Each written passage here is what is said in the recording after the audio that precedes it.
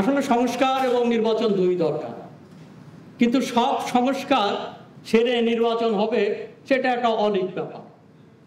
এবং এমন একটা ব্যাপার উপস্থাপন করা হয়েছে সরকারের পক্ষ থেকে। উপদেষ্টারা যে কমিটি করেছেন, সংস্কার কমিশন, তারা এটাকে বলেছেন। এবং এত সংস্কারের কথা বলা হয়েছে যেগুলো কোনো প্রয়োজন নেই। যেমন বাংলাদেশের নাম বদলাতে হবে, এটা কি দরকার ছিল? কেউ কি কখনো চেয়েছে? কিন্তু এই সংস্কার কমিটিতে, আলী রিয়াজের কমিটিতে নাম পরিবর্তন অর্থাৎ সাংবিধানিক নাম পরিবর্তনের কথাও বলা হয়েছে। এবং বলা হয়েছে যে তো প্রজাতন্ত্র নয়, নাগরিকতন্ত্র। গণপ্রজাতন্ত্রী বাংলাদেশ না, এটা হবে হচ্ছে জনগণতান্ত্রিক বাংলাদেশ। তো হ্যাঁ, জনগণতান্ত্রিক শব্দটা আমারও প্রিয়, আপত্তি নেই, কিন্তু হঠাৎ করে কেন নামের পরিবর্তনটা দরকার হলো? গণপ্রজাতন্ত্রের সঙ্গে নাকি প্রজাতন্ত্রের সঙ্গে নাকি রাজার একটা সম্পর্ক আছে। তো আমি প্রায় একটা গল্প বলি, সেটা হলো আমি এক নকশার বাড়ির লেখকের লেখা করেছিলাম। তো তিনি লিখেছিলেন যে ধন্য ধান্য পুষ্পভরা আমার এই বসুন্ধরা, এই গানের একটা লাইন আছে, সকল দেশের রানী সে যে আমার জন্মভূমি। তো উনি বলেছেন যে রানী থাকলে তো ওখানে রাজা আছে, অতএব এখানে রাজতন্ত্র বন্ধ আছে, অতএব এই গান গাওয়া যাবে না। তো আমার মনে হয় আলী রিয়াজ কমিশনের মাথায় আমার একটা জিনিস ঢুকে গেছে যে এখানে প্রজা যখন আছে, প্রজাতন্ত্র, তাহলে এখানে বোধহয় একটা রাজা আছে। কিন্তু ভাষার উৎপত্তি হচ্ছে, ভাষার উৎপত্তি হলো বিভিন্ন সংস্কৃতির মধ্য দিয়ে, এবং বাংলা ভাষার উৎপত্তি যেমন এখানে হিন্দু ধর্ম, মিথ, পরবর্তীতে আরবি, ফার্সি সহ মুসলিম সংস্কৃতি সব কিছু মিলে, ইংরেজি ভাষা ইত্যাদি সবকিছু মিলে বাংলা ভাষার উৎপত্তি হয়েছে। অতএব কোনো শব্দ পরিত্যাজ্য নয়।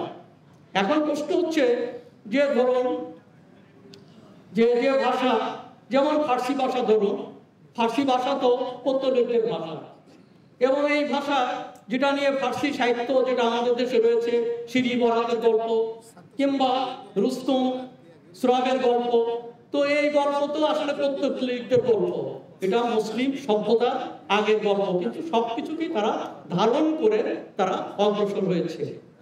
ঠিক তেমনি করে আরবি ভাষাতেও যে ভাষা তো পৌত্তলিকদের ভাষাই ছিল, সেই ভাষায় পুরনো সংস্কৃতিকে তারা পরিহার করেনি, কিন্তু আমাদেরকে পুরনো সংস্কৃতি পরিহার করতে বলা হয়েছে যে মঙ্গল শব্দটা যেহেতু হিন্দু ধর্মের কোনো কোনো অনুষ্ঠানের সঙ্গে ব্যবহৃত হয়েছে, এই জন্য মঙ্গলটা ব্যবহার করা যাবে না।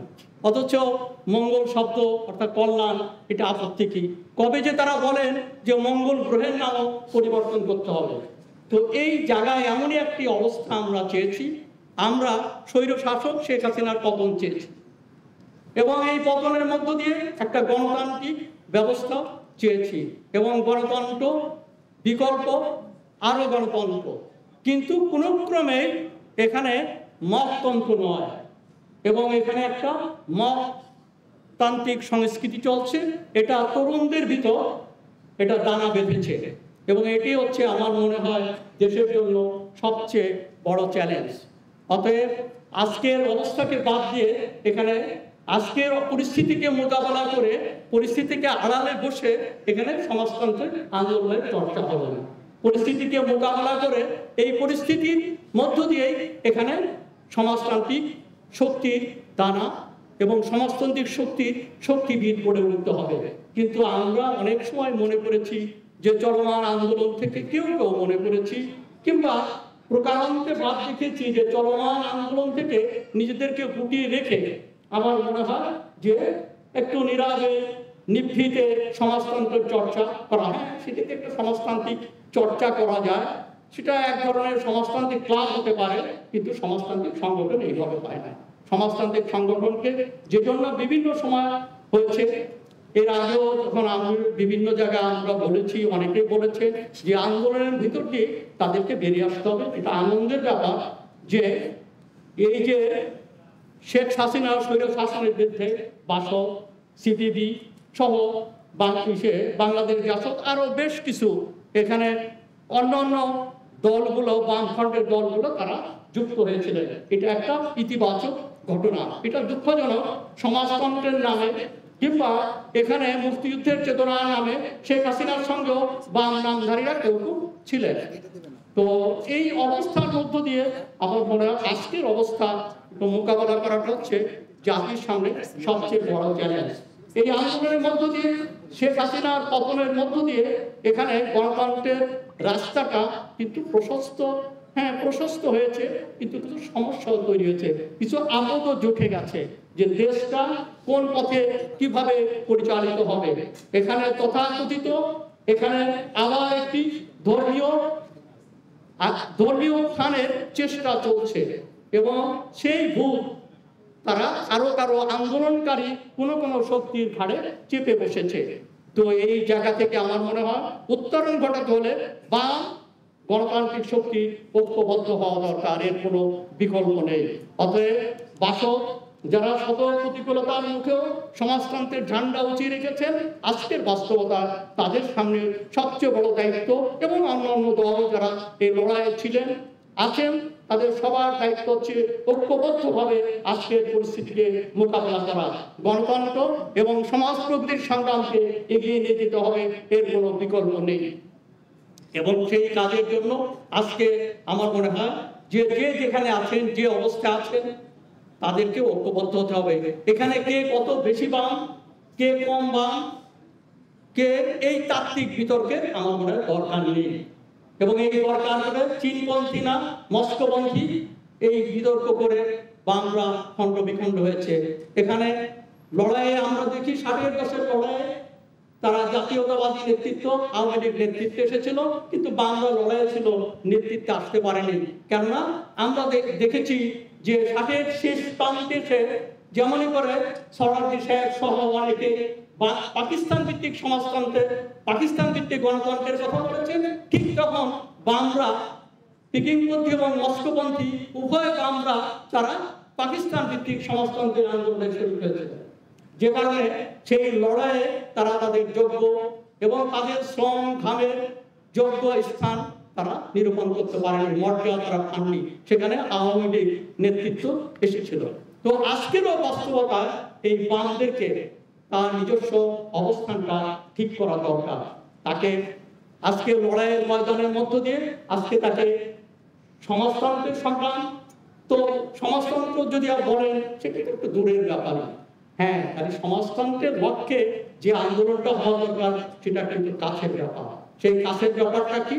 এখানে সামনে যেসব প্রতিকূলতা আছে, এখানে সাম্প্রদায়িকতা মাথা চাড়া দিয়ে উঠছে, এখানে মততন্ত্র মাথা চাড়া দিয়ে উঠছে, এখানে অনেকে 47 এবং 71-কে এক রেখা মিলাতে চাইছে। অনেকে মনে করছে যে 71-এর স্বাধীনতা আসেনি, এবার স্বাধীনতা এসেছে, কিন্তু 30 লক্ষ শহীদের রক্তের মধ্য দিয়ে আমরা 71-এর স্বাধীনতা অর্জন করেছি। বাংলাদেশকে নতুন করে সেকেন্ড রিপাবলিক, দ্বিতীয় রিপাবলিকের দরকার নেই। বাংলাদেশ স্বাধীন একবারই হয়েছে, এই স্বাধীনতার ধারায় আমাদেরকে পথ চলতে হবে, এগিয়ে নিয়ে যেতে হবে। নতুন করে গণপরিষদ নির্বাচনেরও দরকার নেই, কেননা যদি জাতীয় পরিষদের অর্থাৎ জাতীয় সংসদ নির্বাচনের মধ্য দিয়ে যে সংসদ গঠিত হয়েছিল, সেই সংসদ যদি সংবিধানকে খণ্ড বিখণ্ড করতে পারে, বিভিন্ন কালা কানুন একে প্রবেশ করতে পারে, তাহলে একই পদ্ধতিতে এগুলো ঝেঁটিয়ে দূর করা যায়।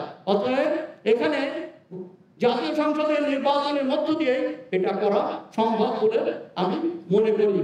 অতএব জাতীয় সংসদ নির্বাচন দরকার, এবং জাতীয় সংসদ নির্বাচনের জন্য যতটুকু সংস্কার দরকার সেই সংস্কার করতে হবে। এবং তবে এটা ঠিক যে রাজনৈতিক দল অঙ্গীকার রক্ষা করে না। যেমন ধরুন 3 জোটের রূপরেখা একটা অঙ্গীকার ছিল, এই 3 জোটের অঙ্গীকারের সঙ্গে বিএনপিও ছিল, আওয়ামী লীগ ছিল, পালাক্রমে আওয়ামী লীগ এবং বিএনপি দেশ শাসন করেছে, 3 জোটের রূপরেখা বাস্তবায়িত হয় নাই, কেউ অঙ্গীকার পালন করেনি। অতএব আজকেও যেটা করণীয় সবচেয়ে বড় দরকার সেটা হচ্ছে একটা জাতীয় অঙ্গীকারনামা, যেটাকে জাতীয় সনদ বলা যেতে পারে। এমন একটা সনদ গ্রহণ করে এবং নির্বাচনের জন্য যে সংস্কারটুকু দরকার সেই সংস্কারটুকু করে আমাদের অগ্রসর হতে হবে, এবং সেটাই হচ্ছে সময়ের দাবি। এখন যারা সমাজতন্ত্রে বিশ্বাসী, সমাজ বদলাতে চান, তাদেরকে বুঝতে হবে এই সময়ে একটি গণতান্ত্রিক আবহ দরকার, একটি গণতান্ত্রিক সংস্কৃতি দরকার। এবং সেটা খুবই গুরুত্বপূর্ণ। এখানে যে জিনিসটা যেমন আজকে 4 রাষ্ট্রীয় নীতিমালা পরিবর্তনের কথা বলা হয়েছে, এখানে আমি এই কথাটাই স্পষ্ট করে বলতে চাই, 4 রাষ্ট্রীয় নীতিমালা ক্ষেত্রে যেমন 3টা রাষ্ট্রীয় নীতিমালা নিয়ে কখনো কোনো বিতর্ক হয় না। এবং আমাদের যখন তাজউদ্দিন সাহেব 22 তারিখে ঢাকাতে ফিরে আসলেন এবং উনি বিমানবন্দরে 22 তারিখে উনি সবার সামনে বললেন যে আমাদের রাষ্ট্রীয় নীতি হচ্ছে 3টি: গণতন্ত্র, সমাজতন্ত্র ও ধর্মনিরপেক্ষতা। 23 তারিখের সচিবালয় উনি বললেন যে আমাদের রাষ্ট্রীয় নীতি 3টি: গণতন্ত্র, সমাজতন্ত্র, ধর্মনিরপেক্ষতা। এবং 10ই জানুয়ারি বঙ্গবন্ধু শেখ মুজিবুর রহমান পালাম বিমানবন্দরে সেখানে বললেন যে আমাদের রাষ্ট্রীয় নীতি 3টি: সমাজতন্ত্র, গণতন্ত্র, ধর্মনিরপেক্ষতা। এবং রেস কোর্সে অর্থাৎ সোহরাওয়ার্দী উদ্যানে তিনি একই কথা বললেন। কিন্তু যখন সংবিধান রচনা করা হয় তখন সেটা 4টে হয়ে যায়, সেখানে জাতীয়তাবাদটাকে ঢুকিয়ে দেওয়া হয়। হ্যাঁ, আমরা যে লড়াই করেছিলাম সে লড়াই জাতীয়তাবাদী সংগ্রাম ছিল। এই জাতীয়তাবাদী সংগ্রামের ভিতর বিভিন্ন প্রগতিশীল ধারা তৈরি হয়েছিল। এই লড়াই বাঙালি জাতীয়তাবাদ ছিল, কিন্তু 69 এবং 71-এর সংগ্রামের মোহনা কেবল বাঙালি লড়াই থাকে না।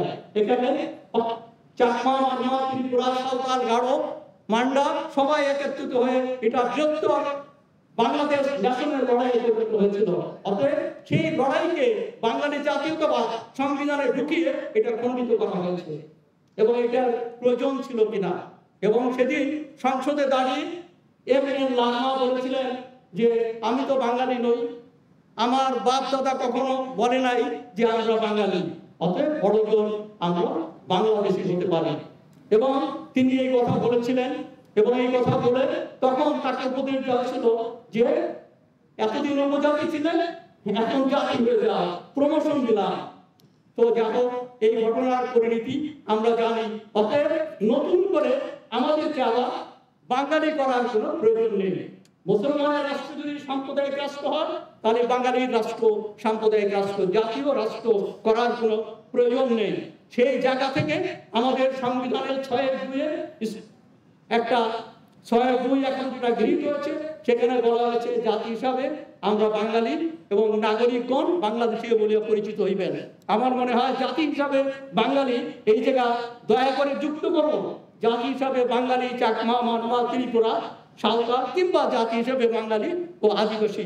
এবং সংবিধানের 9 অনুচ্ছেদে যে ব্যাখ্যা রয়েছে, যে বাঙালি জাতীয়তাবাদের ব্যাখ্যা, সেখানে স্পষ্ট করে বলুন যে প্রধান জাতিসত্তা এখানে বাঙালি এবং অন্যান্য জাতিসত্তা সংযুক্ত করা হল এবং তার মধ্য দিয়ে সমস্যার সমাধান হতে পারে।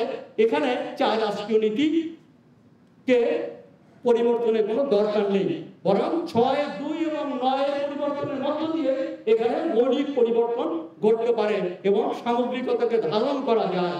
এবং সামগ্রিকতা একটা ইনক্লুসিভ সোসাইটির কথা যেখানে বলা হচ্ছে, সেই ইনক্লুসিভ সোসাইটি হচ্ছে সব ধর্ম, সব বর্ণ, সব মানুষের সমাজ এবং সব ভাষাভাষী সমাজ। সেই ধরনের একটি বহুত্ববাদী সমাজ যদি আমরা দেখতে হয় তাহলে সেখানে আরেকটা জিনিস দরকার, সেখানে হলো ধর্ম। রাষ্ট্রধর্ম রাখবেন অথচ ধর্ম নিরপেক্ষতা বাদ দেবেন, তাহলে ইনক্লুসিভ সোসাইটি হয় না। অতএব রাষ্ট্র ধর্ম বাতিল করে ধর্ম নিরপেক্ষতাকে সমুন্নত রেখে একটি ইনক্লুসিভ সোসাইটি, সবার জন্য বাসযোগ্য, অংশগ্রহণ বৌদ্ধবাদী সমাজ গঠিত হতে পারে। এবং এই ক্ষেত্রে আমি স্পষ্ট করে বলতে চাই, গণতন্ত্র, সমাজতন্ত্র, ধর্মনিরপেক্ষতা পরিবর্তে যে বৌদ্ধবাদী, সেখানে বহুধর্মী, বহুভাষী এবং বৌদ্ধবাদী সমাজের কথা যেটা বলা হচ্ছে, তার চেয়ে আমার মনে হয় রাষ্ট্রের যে 3টি মৌলিক নীতিমালা, গণতন্ত্র, সমাজতন্ত্র এবং ধর্মনিরপেক্ষতার মধ্য দিয়ে বৌদ্ধবাদের ব্যাখ্যাটা আরো অধিকতর ব্যাখ্যা সেখানে করা হয়েছে, আরো ডিফাইন। অতএব এই ধরনের পরিবর্তনের কোনো দরকার নেই। আমার মনে হয় এই জায়গাগুলোকে বাংলাদেশের কাছে স্পষ্ট হওয়া দরকার। অতএব যেমন অনেকে আবেগ দিয়ে আমরা বলি 72 সালের সংবিধান হ্যাঁ পরিবর্তনের দরকার নেই, এর মানে এই নয় যে 72 সালের সংবিধান ভুল। কোনো কোনো ক্ষেত্রে পরিবর্তন হতে পারে, আলাপ আলোচনার মধ্য দিয়ে অগ্রসর হতে হবে, তবে সেটা হচ্ছে সময়ের ব্যাপার। আজকে প্রায় বাস্তবতায় কেবলমাত্র সমাজতন্ত্র লড়াই নয়, গণতন্ত্র, এখানে একটি গণতান্ত্রিক এবং বহু মাতৃক সমাজ গড়ার যে লড়াই, সে লড়াইয়ে বামদেরকে অংশগ্রহণ করতে হবে, ঐক্যবদ্ধভাবে অংশগ্রহণ করতে হবে, সেটাই সময়ের দাবি বলে আমি মনে করি।